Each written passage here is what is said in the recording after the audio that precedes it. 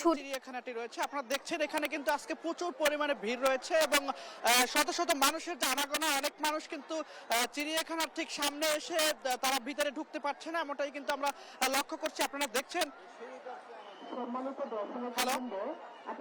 আপনারা দেখছেন যে চিড়িয়াখানার যে গেট রয়েছে যেখান থেকে দর্শনার্থীরা টিকিট কেটে ভিতরে ঢুকছে তারা তো ঢুকতে পারছে না। আজকে কিন্তু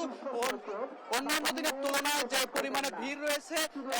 আমরা কিন্তু আজকে ঈদের তৃতীয় দিনে এসে এখানে যেমনটি দেখছি সকাল থেকে দেখতে পাচ্ছি যে প্রচুর পরিমাণে ভিড় রয়েছে এবং দর্শনার্থীরা কিন্তু অনেক দূর থেকে হেঁটে হেঁটে এখানে প্রবেশ করছে এমনটাই আমরা লক্ষ্য করেছি।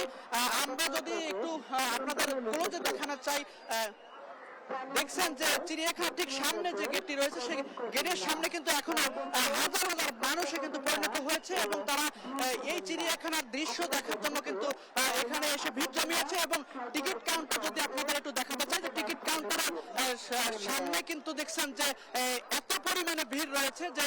তারা টিকিট কেটে ভিতরে প্রবেশ করতে পারছেন না আপনারা দেখছেন। পাশাপাশি যদি আপনাদের জানাতে চাই যে এখানে পাশাপাশি যদি আপনাদের আসলে বলতে চাই যে এখানে যে পরিমাণে ভিড় রয়েছে সেই ভিড় উপেক্ষা করে ভিতরে যাওয়াটা আসলে দর্শনার্থীদের জন্য খুবই ধরনের সমস্যা হচ্ছে এবং আপনারা দেখছেন যে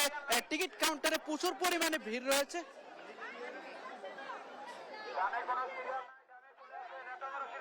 টিকিট কাউন্টারে যে ভিড় রয়েছে সে ভিড়টি উপেক্ষা করে তারা দর্শনার্থীরা ভিতরে যেতে পারছে না আপনারা দেখছেন। পাশাপাশি যদি আপনাদের বলি যে এখানে আইন শৃঙ্খলা রক্ষাকারী যে বাহিনী রয়েছে তারাও কিন্তু নিয়ন্ত্রণে নিতে পারতেছে না এত পরিমাণে দর্শনার্থী